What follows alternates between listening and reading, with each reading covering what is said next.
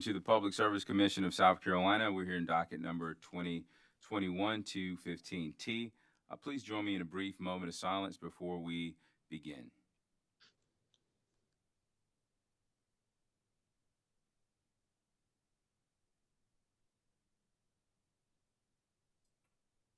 All right, let's take roll. Present in the hearing room, we have Commissioners Williams, Powers, Belzer, and Chairman Williams.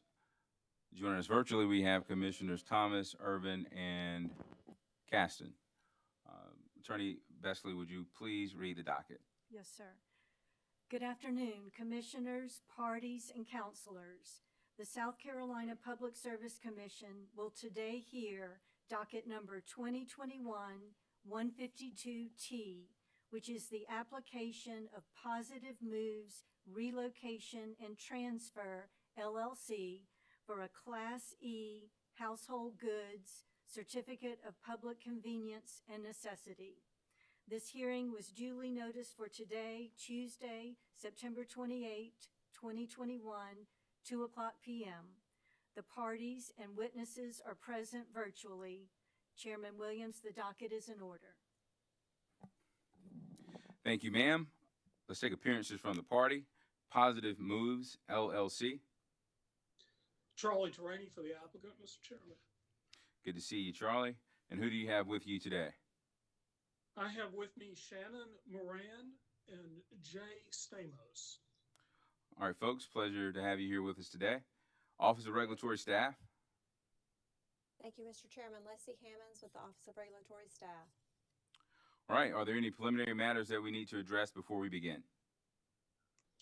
Mr. Chairman, I'll have some exhibits to introduce at the beginning of the hearing, and I just wanted to point out what is probably already obvious is that we have two witnesses to this application, which is somewhat unusual. So I just wanted to bring that to your attention. All right, thank you for bringing that to my attention. Please call your first witness. Well, if I may, first I'd like to introduce the application into the record. Okay. And the shipper witness, well, actually, I should also introduce the amendments to the application's changes to pages 5 and 7 that have been filed with the commission. And so if I could introduce that as plaintiff's exhibit 1, the application with the amended pages. All right. Force to have it, Mr. Chairman. All right. So the original application, in addition to the revised application, pages, did you say 5 and 7? Yes, sir. With amendments to pages 5 and 7 will be entered into the record as hearing exhibit 1.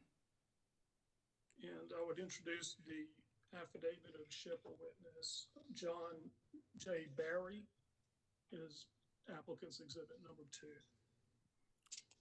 Affidavit of shipper witness John J. Barry will be entered into the record as hearing exhibit 2. And our first witness would be Shannon Moran.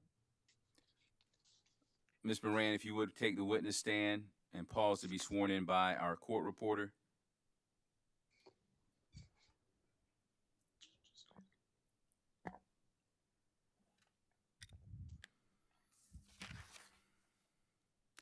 Ms. Moran, if you would raise your right hand, please. Do you solemnly affirm the testimony you're about to give will be the truth, the whole truth, and nothing but the truth? Yes, ma'am. Thank you. Ms. Moran, did you prepare or cause to be prepared 4 pages of testimony that were pre-filed in this docket? I did. And if I were to ask you the questions in that testimony today, Attorney Terraney. Excuse me? Attorney Terraney. Yes. We hear you loud and clear, but we cannot hear your clients. Okay, we will do our best to speak up and make this work. She's within microphone range. If I were to ask you the questions in your testimony today, would your answers be the same? Yes, they would. Was that okay, Mr. Chairman? Could you, Yes, it was. Thank you, sir. Right. Mr. Chairman, I would move to introduce the testimony of Shannon Moran as if given orally from the stand. The pre-filed direct testimony of Shannon Moran will be entered into the record as if given orally from the stand. Ms. Moran, was there one exhibit to your testimony, Exhibit A, your 10-year driving record? Yes, sir. Do you have any changes or corrections you wish to make to that 10-year driving record? No, sir. Mr. Chairman, I move to introduce Ms. Moran's Exhibit A into evidence. Ms. Moran's Exhibit A, 10-year driving record, will be marked and entered into the record as hearing Exhibit 3.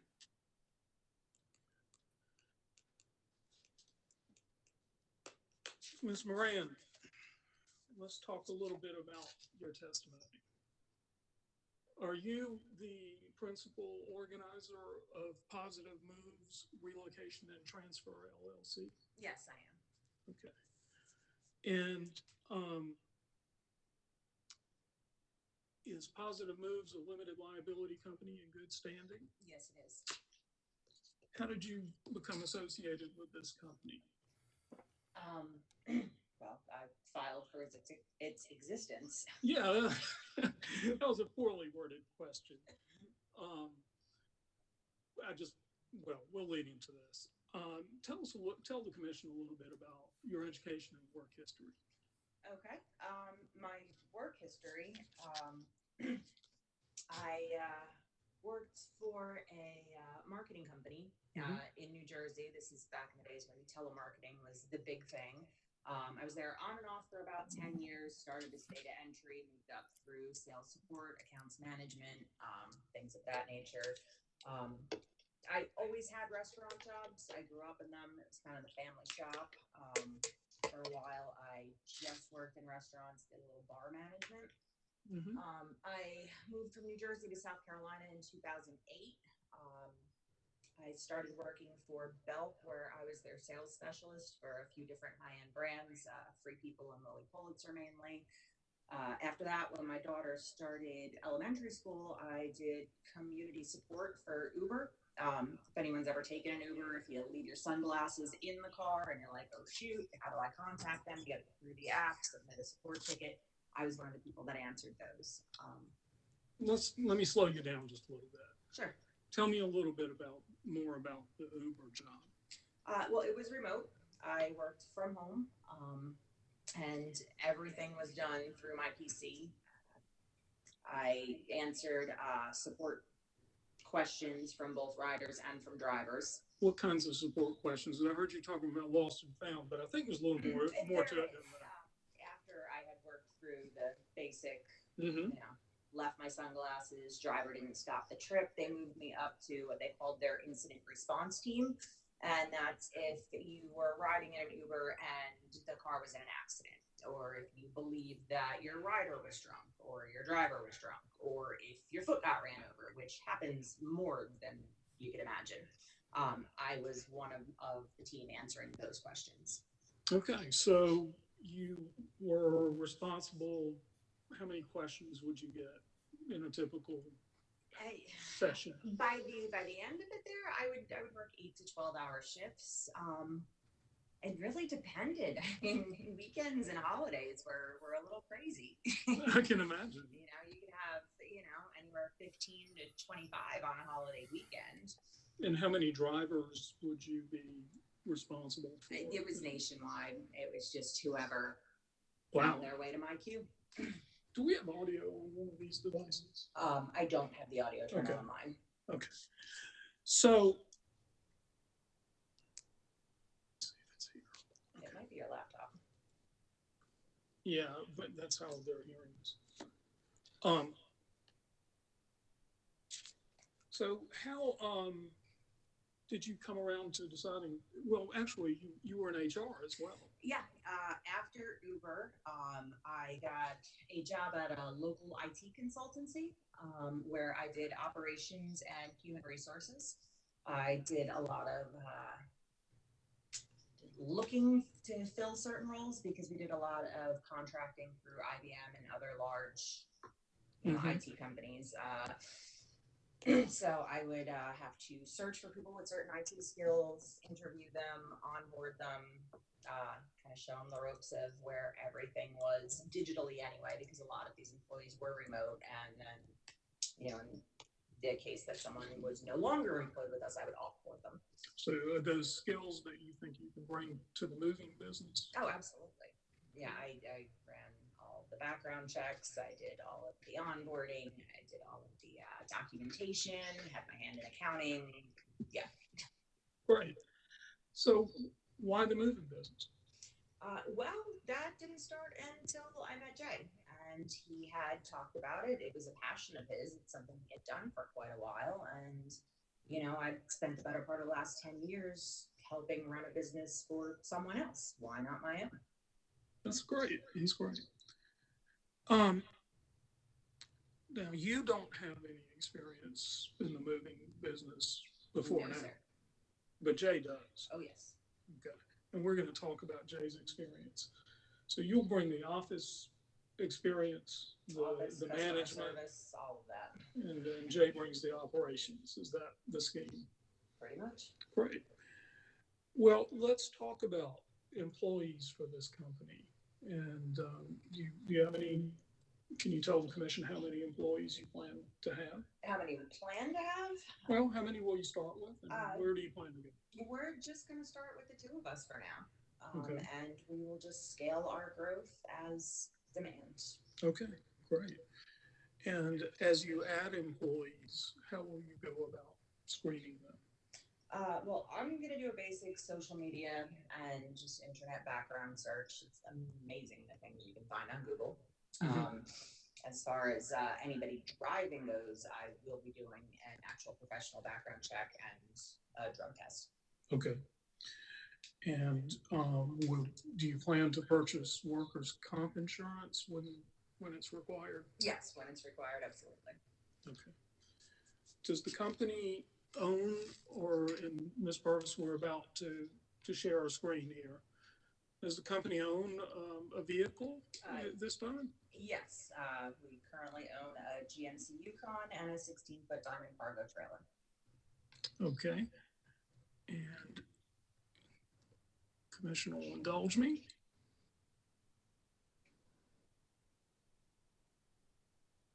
We'll show these off.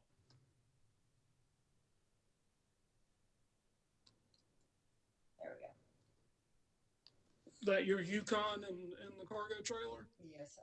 Now, I will confess that when I heard cargo trailer, I didn't realize how big this thing is. It's a lot bigger than it looks. The cat's not included. Oh, he's not. Or she's not. She's not. But, so you have equipment as well, right? Yes. Okay. Jay could speak more to their actual purpose and what they are, but yeah, we are fully equipped. Great. And have you found insurance? Yes. And, you've attached quotes with your application? Yes, we have. You're ready to purchase it when the time Absolutely. comes. Why do you think there's a need for moving services in Myrtle Beach? I mean, the real estate market is incredible. People are just moving into Myrtle Beach at quite a rate. It's kind of funny. The restaurant I work in, everybody jokes, the people come in, they're like, oh, we used to come here on vacation. We just bought a place. Nobody here is from here. Everybody's moving to Myrtle Beach. And if they're moving here or moving, around the area, it's going to need someone to move them. I think it was South Carolina's fastest growing county in the decennial census. Yeah, that it was. 30%. How are you going to reach your customers? Well, I've got a mailer all mocked up and ready to go. I've done a little bit of social media marketing in my past roles, search engine marketing. There's always billboards and radio, but I haven't looked into that yet. Mostly mailer and digital. Are there a lot of movers in the Myrtle Beach area? Not of any size, no. Okay. And do you hope to achieve some size eventually? Absolutely. Okay. And are you financially able to start this business? Yes, we are. Have any complaints been filed against Positive Moves or with you, with the Better Business Bureau, or the Chamber of Commerce? None at all. Have you ever been convicted of a crime? No, sir. Is your driver's license in good standing? Yes. Yes. It Okay. is. I believe the driving record we supplied with your testimony shows 1 point. Is That's that correct. okay? And will you comply with the statutes and regulations of the commission if you're granted this certificate? Yes, absolutely. And we published a notice of your application. Yes, we did. There's been no objection to it. Not that I've seen. And let's finish by telling the commission where you think this business could be in 5 years.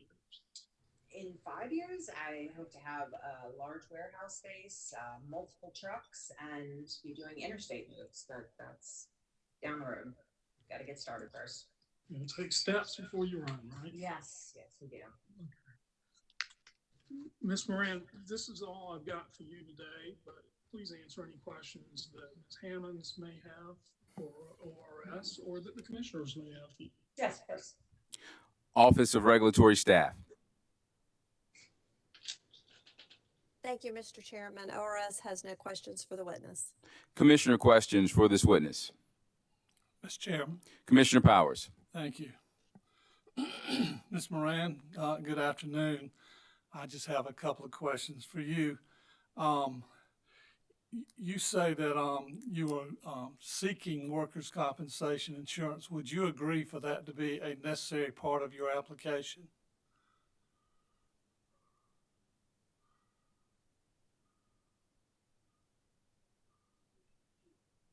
We can't hear her. Attorney Tarini, we can't hear your witness. Let's try now. There we go again. Yes, once it is necessary to have workers' comp, we will have it. As of right now, it's just myself. Well, if you use even pickup help to make a move and one of them gets hurt, you could get sued and lose everything if you don't have the coverage. So my question still, would you agree for it being a mandatory part of your application? If it's going to be mandated that way, then yes, I will agree to that. Okay. One thing in your application, there seems to be some confusion about who's negligent for packing or different things. I was concerned that legally you can't deny negligence if you do something or something is done by a worker that causes damage and it's clearly their fault. You can't just wholesale deny that. Do you understand that the law doesn't just allow you to do that? Yes, although I would ask you to point me to where in the tariff you're referring to. Well, I don't have it in front of me, but there was some question in the paragraph about denied. That's what we were talking about earlier. Would not be responsible. 3.5. Commissioner Castman, are you talking about item 3.5, items of particular value? Yeah, just before the part about law, it says except in case of negligence. I just want to make sure they understood that you can't just write away negligence if you do something that is certainly clear your fault. You understand that? Yes, sir. Okay. As far as your driving record, tell me about the accident last year in 2020 that you were cited for. Yeah, I had dropped my daughter off at her grandmother's house. There's a sharp turn on Big Block Road. The road was wet. I was going a little too fast for conditions, although not over the speed limit. And I slid off the road and into the ditch. No one was hurt and there was no damage. So it was a one-car accident? Just me. Okay, so no claims have been filed against you or pending in that matter? No, sir. Okay. You say you've had no complaints about the business. Have you been moving before this hearing? Have you been moving people or items? No, sir, that's why the question made me smile. How can I have a complaint if I haven't done anything to complain about? That was kind of my thought too. Thank you, ma'am. That's all I have. Thanks, sir. Commissioner questions for this witness. Chairman Williams. Commissioner Caston.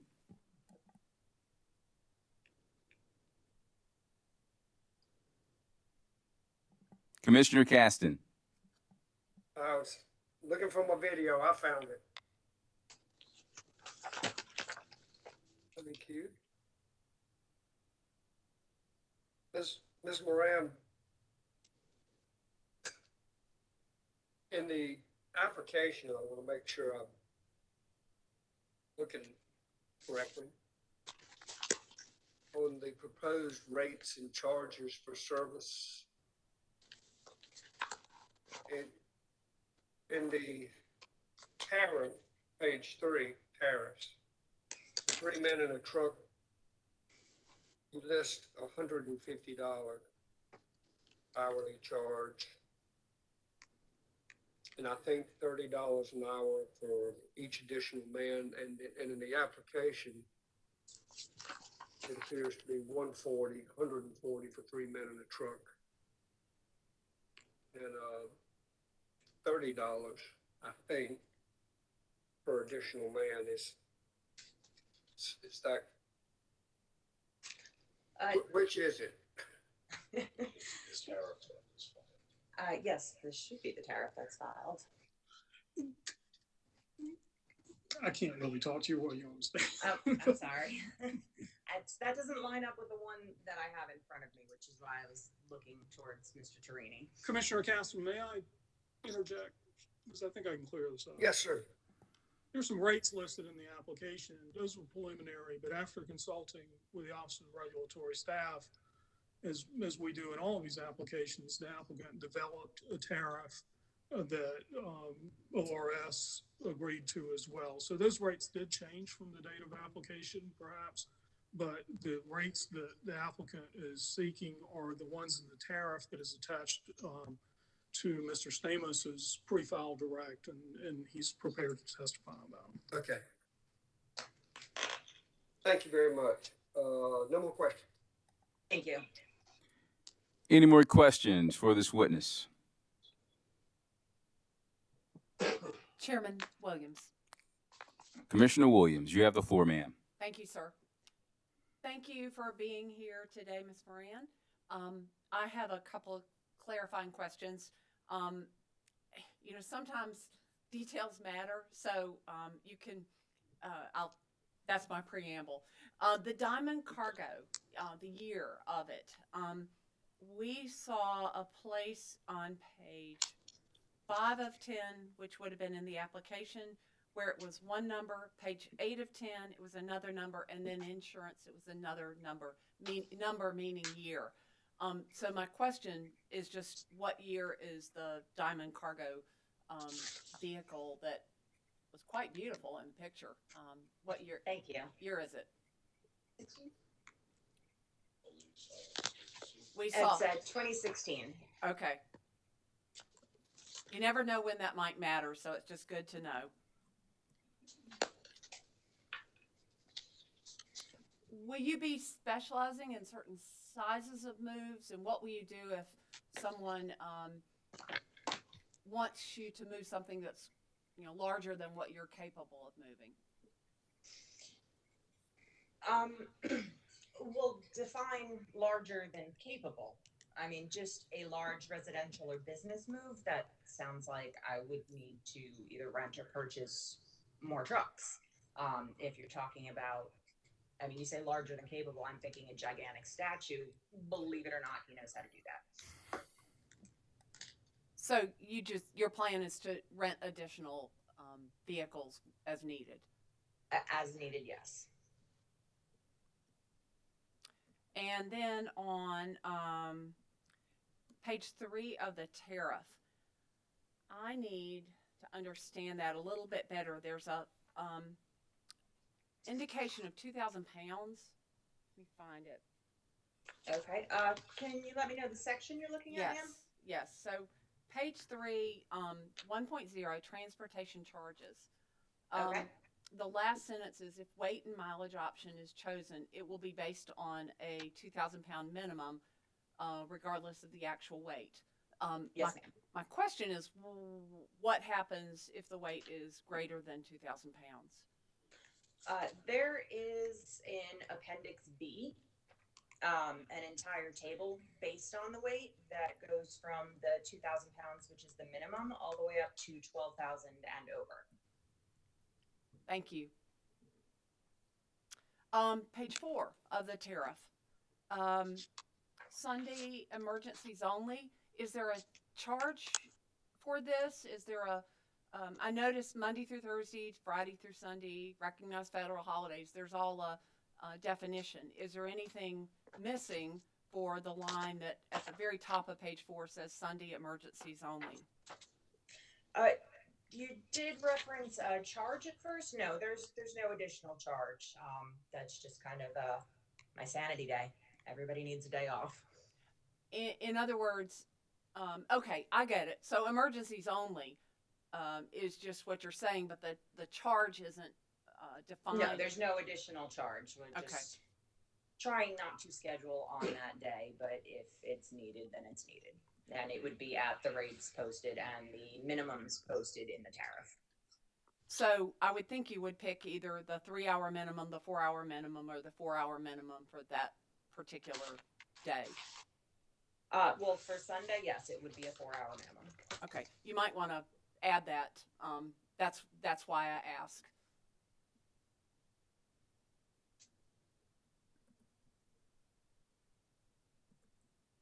Okay.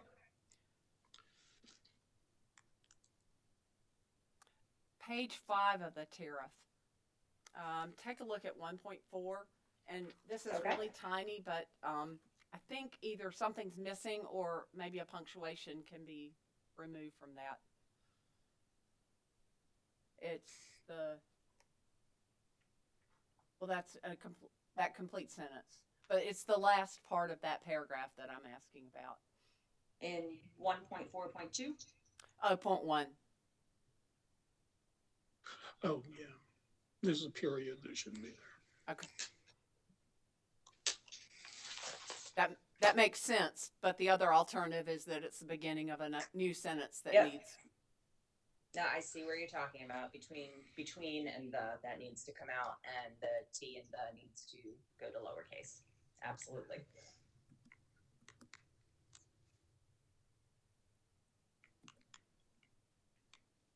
And I believe that's it for me. Thank you very much. Appreciate it. Thank you, ma'am. Commissioner questions for this witness? Hearing no further questions, any redirect for this witness? No, Mr. Chairman. All right. Ms. Moran, you may step down from the witness stand and be excused. Attorney Tarini, please call your next witness.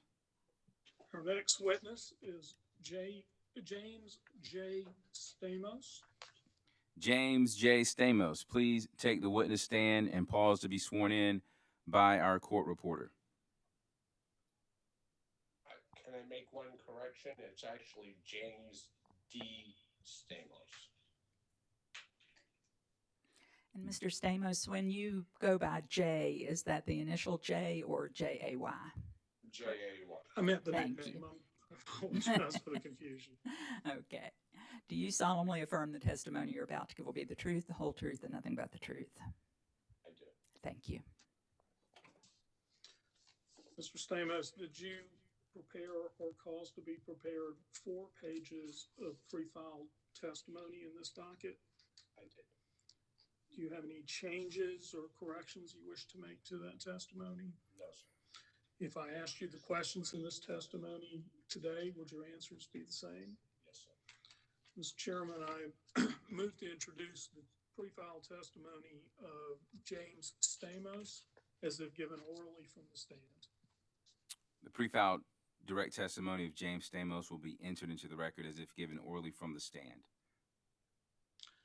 Mr. Stamos, were there 4 exhibits, or, excuse me, were there three exhibits to your testimony. A tariff is Exhibit A, a bill of lading is Exhibit B, and a driving record is Exhibit C.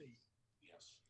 Do you wish to add the rate release addendum that we filed in this docket earlier to Exhibit A, the tariff? Yes.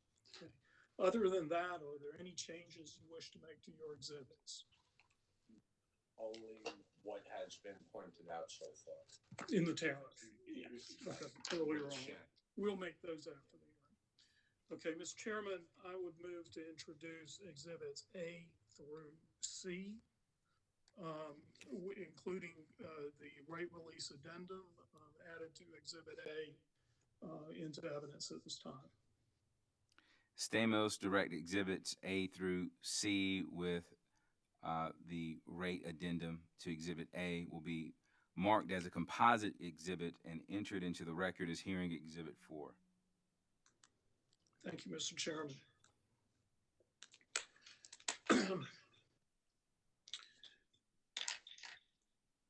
Mr. Stamos, I want to ask you a little bit about why you're opening a moving business in Myrtle Beach. Why do you want to get into this business?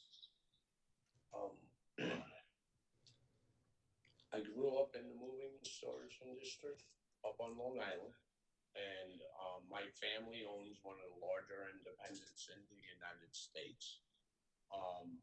It's a business that I'm very comfortable in, and after living in Myrtle Beach for about 6 years, I've realized that there is no large agencies in the area, in the Myrtle Beach area. There's no United Van Lines, there's no Allied. There's only 2 companies of subsequent size in the area demands. Okay. More legitimate movers in the area. Let's talk about your background in the moving business. When did you begin? Honestly, I was probably about 12 years old. I was on this about 12 years old. I started with my family's company during summer times, weekends, holidays. My brothers were employed by it. It was my uncle's company, and my uncle brought in almost every family member that could get brought in. Where was this when you were doing this? This was up on Long Island, and we did a lot of work up in New York City, doing household moves or apartment moves, not only locally within the 5-borough area, but also on a long distance scale. My uncle's company grew to be one of the leading New York to Florida movers up in that area. What was it called? Lycon Van Lines. Okay. And this would have been what decade? The 80s. The 80s? Yes, sir. Okay. And did you continue in the moving business? Yeah, I stayed with Lycon Van Lines, and well, growing up, I worked wherever I could get work at periods. United Van Lines, North Speak American. up a little. United Van Lines, North American. Besides my uncle's company, I got a lot of experience doing commercial moves, local moves. And then in the early 90s, my uncle asked me and my brother to move to Los Angeles. I was 22 years old, roughly, to open up the Los Angeles office. Okay. So my brother and I and my cousins went out there and opened up the Los Angeles office. And this is still Lycon? Yes. And how long did you stay in LA? I stayed in LA for approximately 5 years. Okay. Was that a big switch to go from New York to LA? Yes. Yes, it was. Took you 5 years to adapt, probably. Yeah, and I could honestly say that LA was definitely a wild place to be in the early 90s. Okay. What kind of moves were you doing in LA? my uncle's company fell into the bracket of high-end decorator furniture and working and catering to the decorators and designers out of the Los Angeles area, which led into more work with uh, high-end decorators and designers all throughout the country. Did a lot of work up in the Colorado area, Idaho area, and I traveled a lot. After being in LA for about a year and a half, I ended up becoming an owner operator for them, owning my own trucks and being leased back to them and being the lead man on very exclusive and predominant Mhm. loads Okay. to some very wealthy people. So why'd you leave LA? My father became terminally sick with cancer. And I wanted to go home and be with him. And that was New York. Yes. And what did you do in New York? I stayed with the company for a couple of more years where I was dispatched out of New York at that time. And pretty much my time off was in New York, but the same route. I ran, instead of Los Angeles to New York, I ran New York to Los Angeles pretty much. That was really the only difference, except that when I was home in New York with my phone. Okay. And then you had a change of careers. Am I right? Yes. Yes, I ended up, this is in a very strange turn of events, I ended up working in the entertainment industry in New York City. And when you say entertainment industry in New York City, that could mean a lot of things. What were you doing? I ended up working at the Metropolitan Opera House as a New York City stagehand for 3 years, which led into working all over the entertainment industry. So not only did I work in the world's premier opera house in the world, but I also had the chance to work in other venues like the Madison Square Garden, Giant Stadium, a couple of other well-known venues, playhouses. Did a lot of work for the Schuberts and Jude Jamesons. And what were you doing? I was setting up lighting, and actually my specialty forte ended up being rigging. Because I did have some rigging experience from owning the trucks and being able. Shannon made a reference to handling a large sculpture. I had actually delivered a couple of large sculptures made by a famous artist out of Venice Beach. One went into downtown Detroit, and it's the bust of Joe Louis's arm. Delivered that, and I also delivered the bust of Charlie Parker into Kansas City. Charlie Parker? Yes, the bird. That is awesome. Yes. Now, you mentioned rigging. What does that entail? In the music industry or in the entertainment industry, it's basically anything higher than head high that has to go up, but you need a rigger to do it. So that's a skill that goes back and can translate between the moving business and the entertainment business. Yes, especially when it comes to heavy and unique items. Okay. And how long did you work in the entertainment business? Approximately 12 years. And gainfully employed from 2000 to 2011, and I ended up getting hurt. Oh, okay. And how did you get hurt? Scenery fell on me. Scenery fell on you? Yes. And what was the nature of the injury? I took a substantial injury to my lower back. And that was in what year? It was January of 2011. Okay. And so what did you do after that? I was disabled for a period of time. I couldn't work. I ended up moving down here in 2015, and I came down on a retirement, and I've been basically semi-retired for the last 5-6 years. Okay.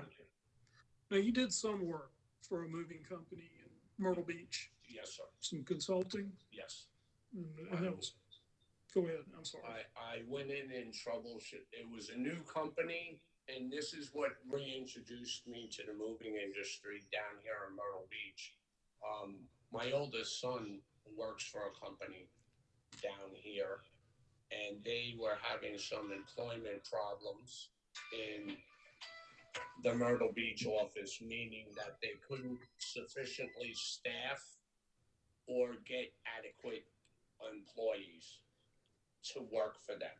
And they needed somebody to go in and basically be the eyes and the ears for the main office out of Wilmington, and just observe and just act as if I was just a laborer.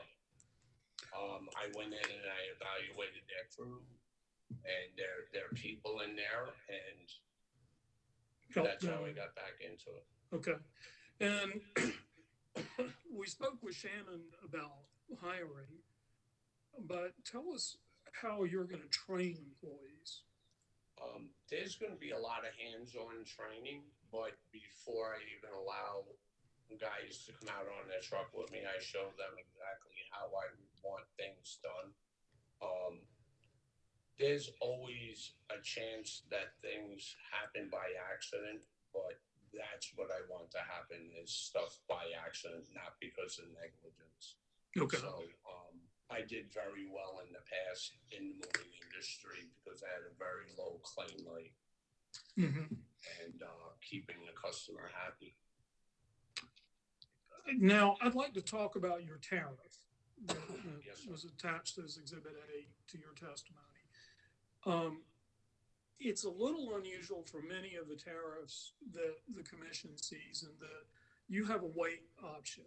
Yes. And that's not unheard of in South Carolina. There are movers that have them, but the majority have an hourly rate only. Tell the commission a little bit about the weight option and why you think that's a good thing to include in your tariff. I'm filing, well, Shannon and I are filing for state authority. Okay. Okay. If we were filing for county, interlocking county authority, the weight and distance option wouldn't have even came in. But once you're crossing over the threshold of 2 hours of drive time or 100 miles, and you have to explain to a customer why you have to charge them 2 hours of travel time to get back to your home base, and trying to do that estimate, nobody wants to pay for time that they're not productively seeing.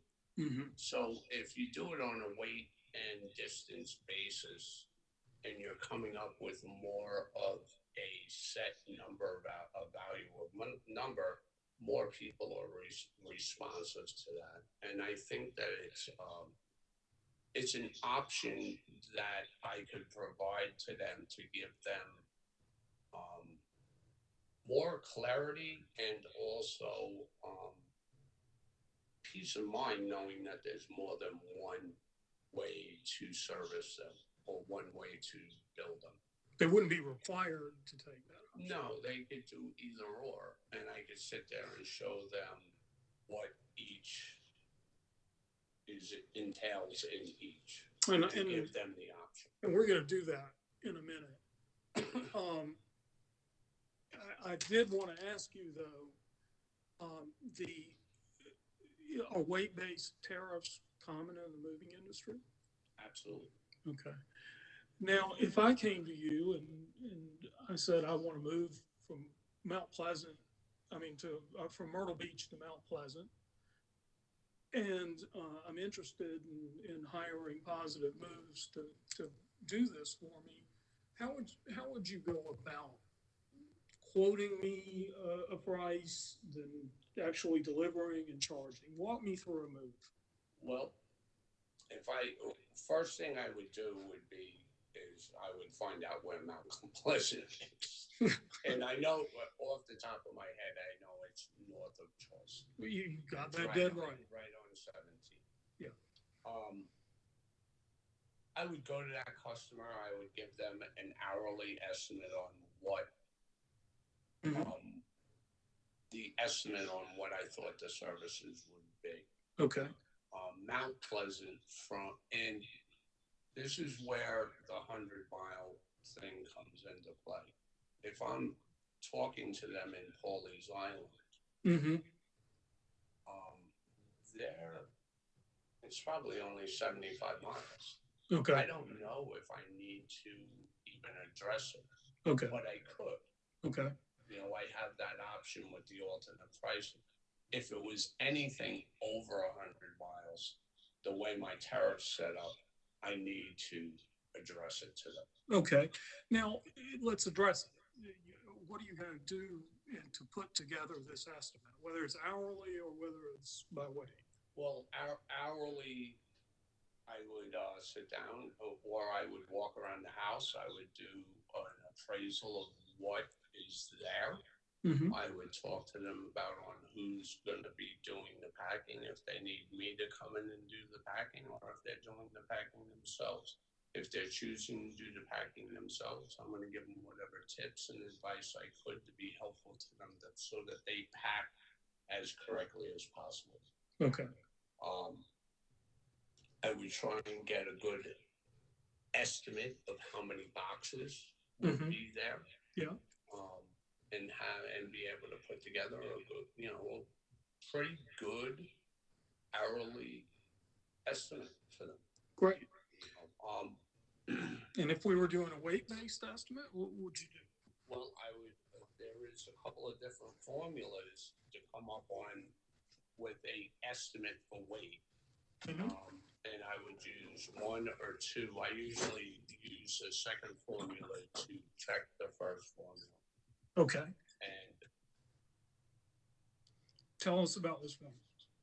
Well, the bottom line is that I've been involved in this industry since the 80s, before we had computers and all these tabulation things that people are using now. So I was taught to estimate weight on the old school way of that each room is roughly about 1,000 pounds.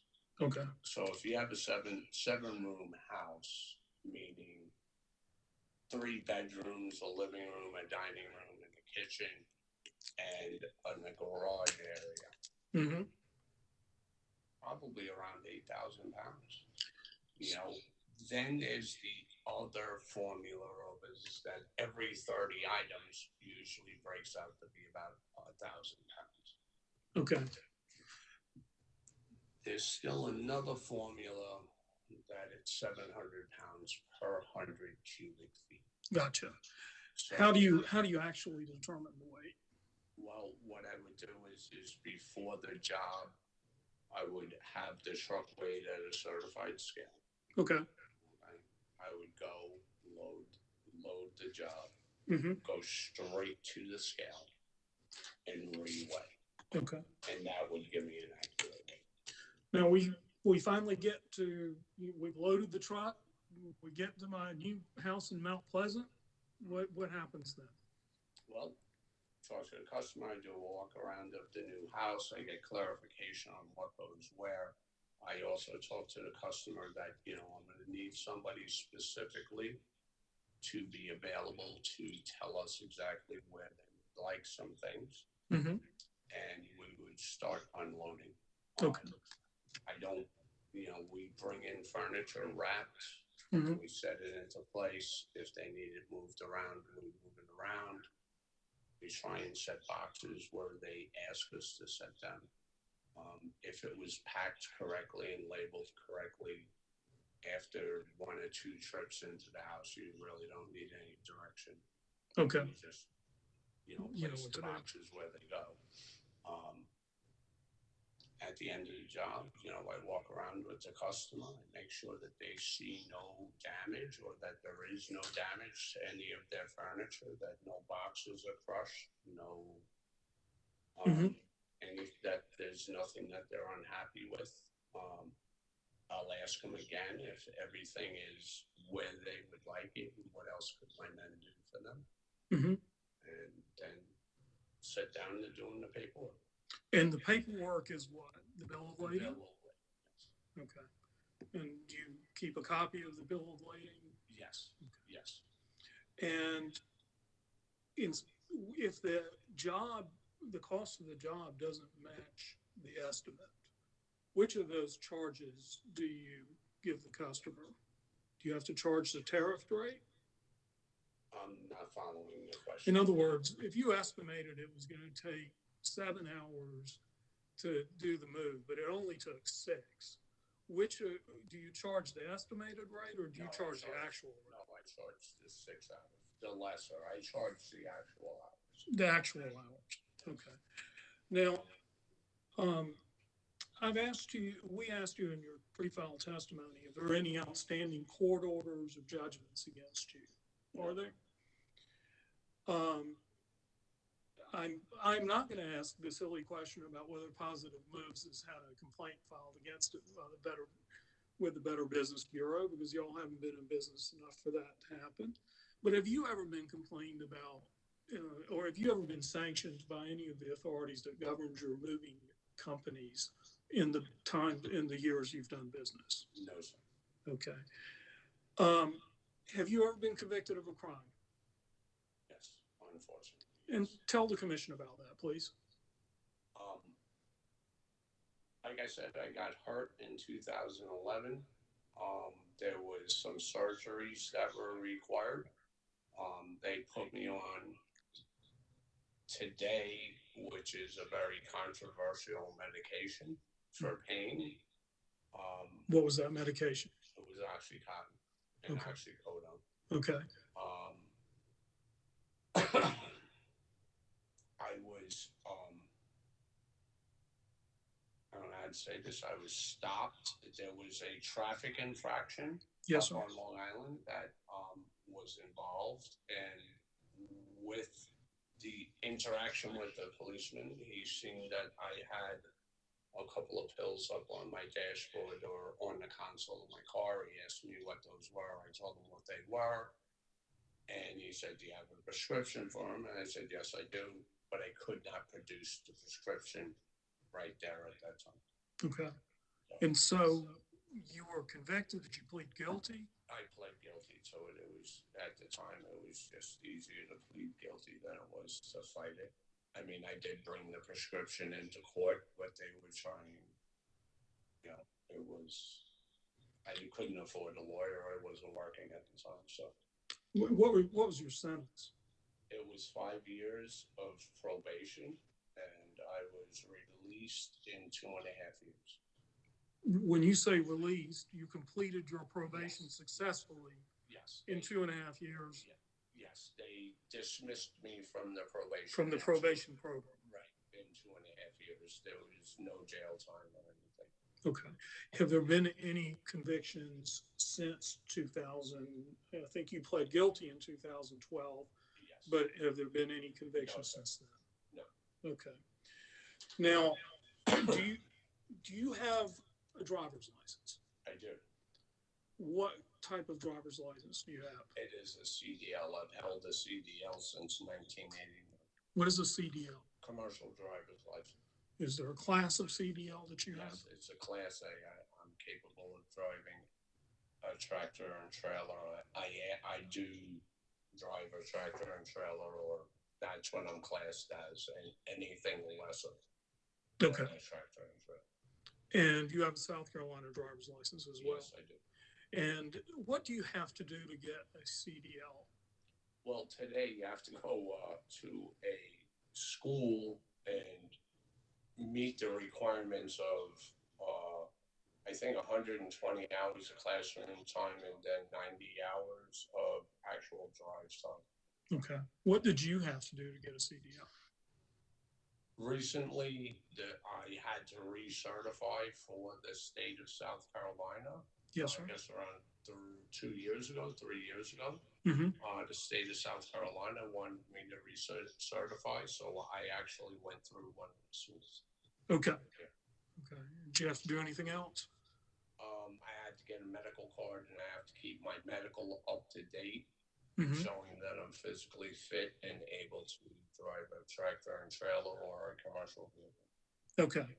I also have to do, well, when I'm employed by a company, because I hold a commercial driver's license, I'm obligated to participate in random drug screening. Okay. Thank you. Now, do you have any points against your driver's license at this time? Yes, one. And what was that point? Why do you have a point against your driver's license? I was pulled over for speeding on 544 on outside of Myrtle Beach. I think it's called Sockasty. Ah, yes, Sockasty. Yes. And speeding 10 miles over, 10 miles under? No, I can't remember the exact mileage, but I believe it was under 10 miles. Okay. And you have a driver's record attached to your testimony as Exhibit C, which we put into evidence. And are there any updates that need to be made to that driving record, or is it current? No, that is current. Now, your driving record, and Ms. Purvis, we're gonna share an exhibit. Your driving record has some suspensions on it. Yes. And it has some moving violations. Yes. And I would like us to talk to the commission about these today and do our best to explain what happened with these violations and also decode this driving record, which is the South Carolina 10-year driving record is not the clearest document. But also the record. Do we have another one of these paper? Right there. Yeah.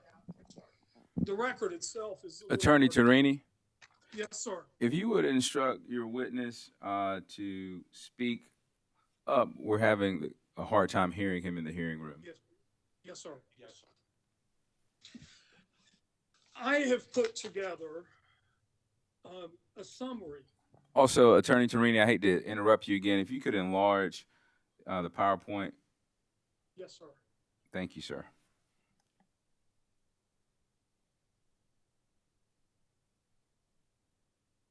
And I want you to tell me, first of all, if you've had a chance to look at this summary. I have. And does it accurately, to the best of your knowledge, reflect the suspensions on your driving records? Yes, and it's more clear than the actual record. Okay. This way. And there are a few of them. So I Yes. want us to talk to the commission very clearly about these and how you got there. If we begin on the left-hand side of this page, there's a suspension for cancellation of insurance in South Carolina. Yes, sir. And it goes from March of 2020 to June of 2020. Yes, sir. There is another one for the same reason in 2019 for about a month. Yes, sir. And there's a third one in 2019 for about 3 months for suspension due to no insurance at registration. Yes. Tell the commission about these suspensions and how they came about. Basically, I fell into a little bit of a financial crunch. I couldn't pay my insurance at the time, and I parked the vehicle, and it was pretty much negligence to not knowing the South Carolina process of when you do that and not turning in the plate. Okay. You know, I didn't turn in the plate. And when I went to go and reinstate it, that's when I found out. Unfortunately, the next time that happened the same way. Did you ever drive without insurance? No, sir. Have you ever been cited for driving without insurance? No, sir. Okay. So I now want to direct you to the box reflecting a suspension from September 2016 to March of 2017. And that is in Virginia, suspension for failure to pay a traffic ticket. Yes, sir. Okay. And you had several traffic citations during that period in Virginia, correct? Yes, sir. And do you remember what they were? Yes, sir. What were they? They were for speeding in Virginia and in North Carolina. So in Virginia, and let's talk about the Virginia citations. Were there 3 citations in Virginia? One for speeding, one for reckless driving, and one for failure to yield. Yes, sir. Am I correct in that? Yes, sir. I hope I am. You can refer to your driving record. And then there are a number of entries in there for a failure to appear. Yes, sir. To pay for these tickets. Yes, sir. And just hang in there with me.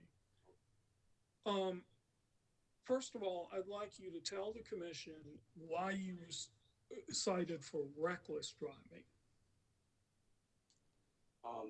Virginia's law is written that anything over 10 miles an hour above the posted 70-mile-an-hour speed limit can be written as a reckless drive. Okay. So at 11 miles an hour, even 10 miles an hour, so 80 miles an hour in the 70-mile-an-hour zone can be written as a reckless driving in Virginia. Okay, and why were you cited for reckless driving? Because of that scenario. I believe that was... You were speeding? Yes, I was speeding, and it was 82 in the 70-mile-an-hour zone, or maybe it was 83 or something, but it wasn't. Okay. I was speeding. Okay. You have a number of entries during this period, 2016 to 2017, in which you failed to appear in court for these charges or to forfeit bond, in other words, pay the tickets. Can you tell the commission about what was going on in your life at that time? Yes. In August of 2015, I decided to move down to the state of South Carolina to, like I said, semi-retire. On August 30th of 2015, my 20-year-old daughter had passed away.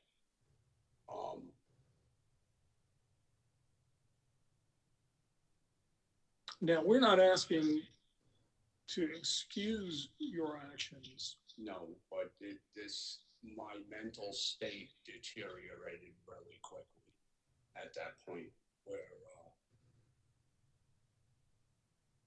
honestly, I didn't see, I was having a hard time finding a purpose in life. Okay. Myself. I was very distraught. Now, you had some previous problems, and there are 3 suspensions in New York. And I grouped them together because there's an overlapping suspension, if you see, from July 13th, 2011 to July 26, 2012 for failure to pay child support. And that coincides also with a couple of failures to answer citations. What was going on with you in 2011? Like I said, I got hurt at work in January of 2011. I was hurt, and I wasn't working, and I didn't have an income other than bare minimum that I was getting so that I could pay my bills. And the medication did not help with it. Now, your driving record is lengthy, but the moving violations, and I'd like you to turn to the next page Yes, sir. or look at on the screen what we've shown the commission. In that driving record, does this reflect the moving violations you've had? Yes. And what were they? Speeding 10 miles an hour or less in 2020. Speeding 10 to 25 miles an hour in What year was that? 2016. 2016, a failure to yield, and 2016, reckless. Okay. And have you ever been pulled for DUI? No, sir. Have you ever been cited for driving under the influence of narcotics? No, sir.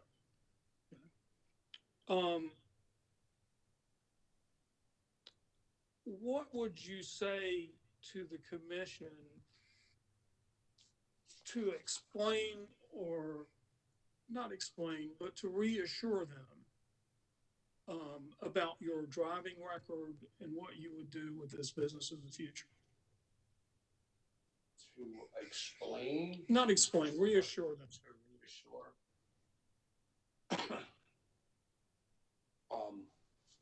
I've come out of that bad mental state of not seeing a purpose in life, and I have now, over the last couple of years, found purpose in my life again.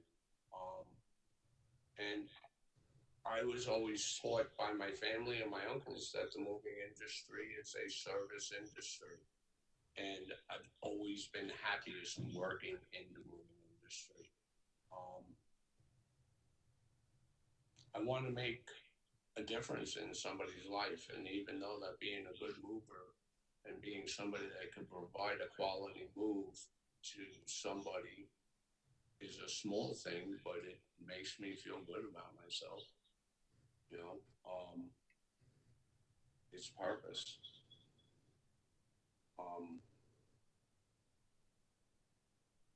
I just have a completely different outlook on life today.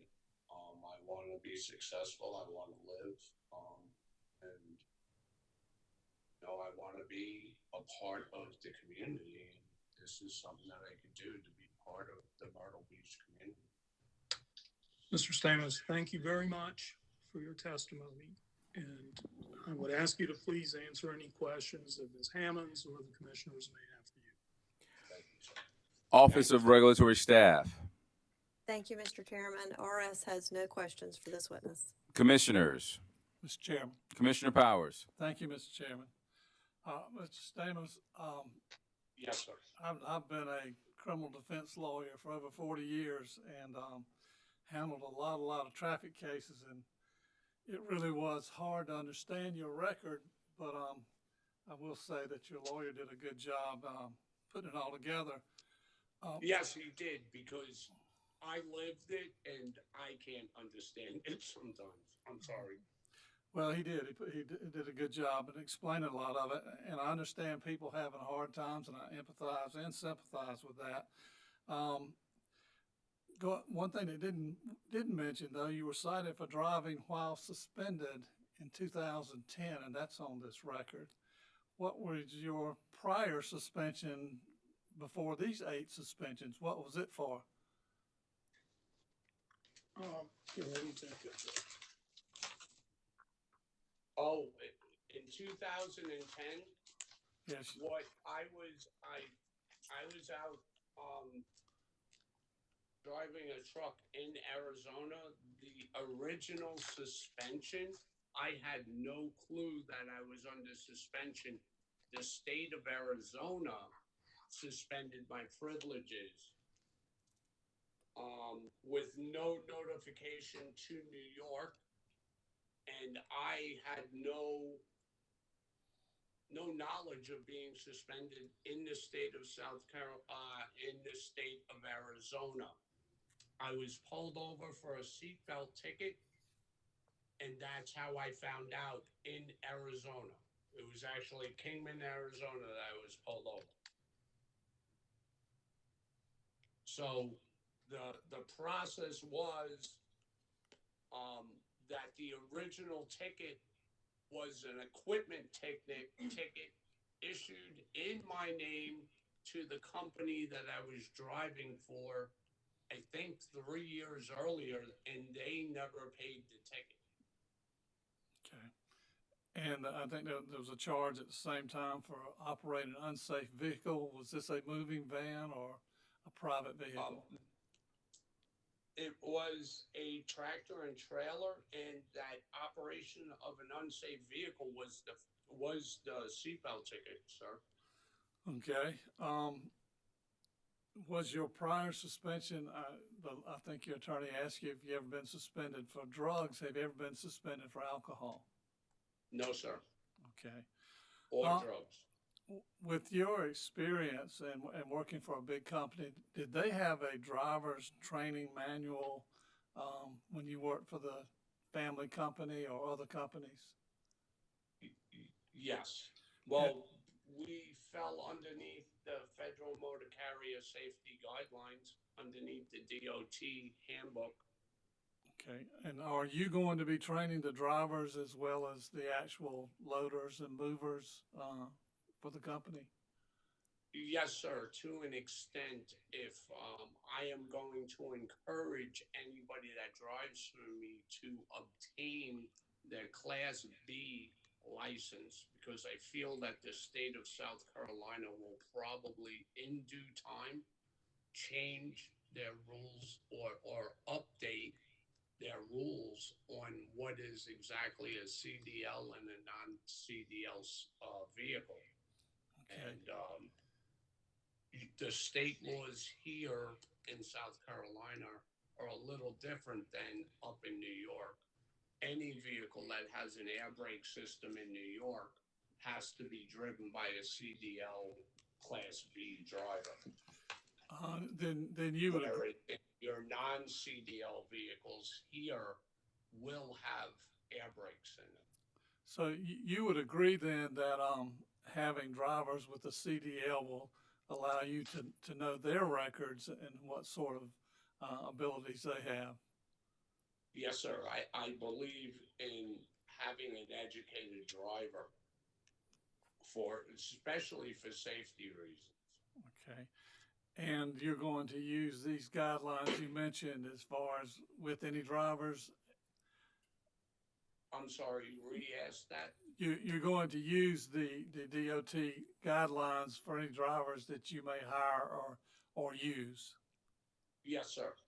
Okay. Are you going to have some sort of procedure that you can keep up with their driving records, or some sort of requirement that they report to you as far as any violations? Yes, sir. And again, I hate to reference back to New York, but my experience in New York is that all drivers had to be able to be periodically checked through the DMV, whether it's a 6-month or a 1-year update of their record for my office, for the office paperwork to go along with their application and their employment history in their own folder. Okay. I think it's a good practice. I agree. Thank you very much. That's all I have, Mr. Chairman. Thank you, sir. Further questions for this witness? Mr. Chairman. Vice Chair Belzer. Good afternoon, Mr. Stamos. Good afternoon. I think in your testimony you mentioned random drug screening for that you have to undergo with your CDL. Is that correct? Yeah, well, when I'm employed, technically, because I'm a CDL driver, yes. Okay. Well, who would conduct that? On me? Yes. Right now, at this time, it would be Shannon. Okay. And y'all have to maintain those records, is that correct? That's correct. Okay. And at present, would you be the person driving the truck and pulling the trailer on any moves? Yes, yes, ma'am. Okay. Thank you very much. That's all I have, Mr. Chairman. Thank you. Any more questions for this witness? Sir, I have a quick question for you. During your direct testimony, Sure. I believe I heard you say that you were trained to do weight estimation by averaging or estimating that each room in a house would weigh approximately 1,000 pounds. Correct. Okay. And then I think I heard you further testify that you would also go to a weigh station to weigh the contents of your trailer and subtract the weight of your empty trailer from the weight of the full trailer to get the actual weight. Is that correct? Correct. Okay. And is that something you do in every move? Only on weight-based moves. Only on weight base. Okay. So Hourly, it wouldn't be required. understood. So there will never be a time where you would charge someone just based on your estimation, correct?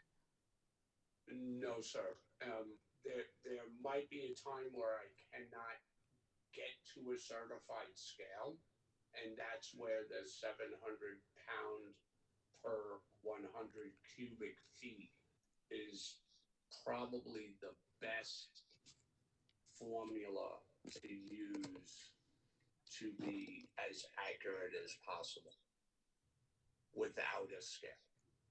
But I would always look to get to a scale.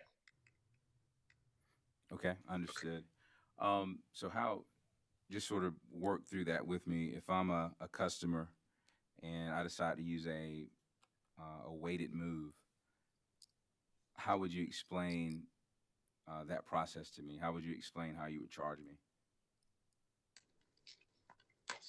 Well, I would tell you that, first of all, I would sit down with you and I'd go through everything, give you the estimate on the weight that I estimated it to be. Take a quick inventory of of most of the stuff. This way, the day that I actually do the move, somebody didn't forget to tell me about the tool shed in the backyard. Because if they forget to tell me about that tool shed in the backyard, my estimate is no longer a legit estimate. Okay, but based on what they showed me and nothing had changed, I would weigh the truck before I got to them. I would load it and then go and weigh again to give them their weight. Now, if a scale isn't available, there is a mathematical formula of height, width, and length that comes up to available cubic feet. Okay, and if they fill that, whatever cubic feet that they fill, do the math on coming up with the weight that way. And that's really, now it's on me. That whether it falls short, now it's on in cubic feet. Oh. That's if I couldn't get to a scale. Understood. Would you know whether or not, and I would have to think you would know whether or not a scale was within close proximity when having this discussion with a potential customer? Yes. Okay. Yes. If they're in, an area like Columbia, Charlotte, or any area, Myrtle Beach, Charleston, North Myrtle Beach, Marion, there's going to be a scale around I can't even remember the last time I couldn't find a scale. but it has happened. Understood. And so that customer would know up front that there's not a scale in the area, so you would end up using the mathematical formula. Yeah, the cubic feet formula. Okay. All right. Those are all the questions I have for you. I just want to make sure my colleagues don't have any more questions for you. Any more questions for this witness? All right, hearing none, is there any redirect? None, Mr. Chairman. All right, Mr. Stamos, you may step down and you are excused. All right, thank you, sir. You're welcome, sir. Anything else, Attorney Tarini? No, Mr. All right, Office of Regulatory Staff. No, Mr. Chairman. All right. Seeing that there's nothing else for us to consider, this hearing is adjourned.